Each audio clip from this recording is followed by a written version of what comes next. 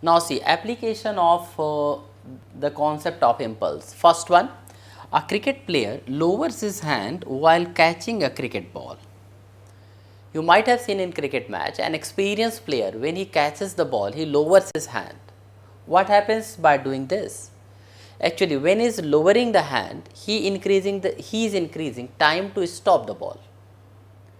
And when he is increasing time to stop the ball, you know it, F is equal to delta P, that is change in momentum divided by change in time.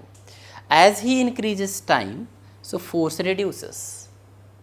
As force reduces, he get less hurt on his hand. That's why he lowers his hand while catching a cricket ball. Now see another example. Falling of a person from a certain height on cemented floor. You must be knowing this example.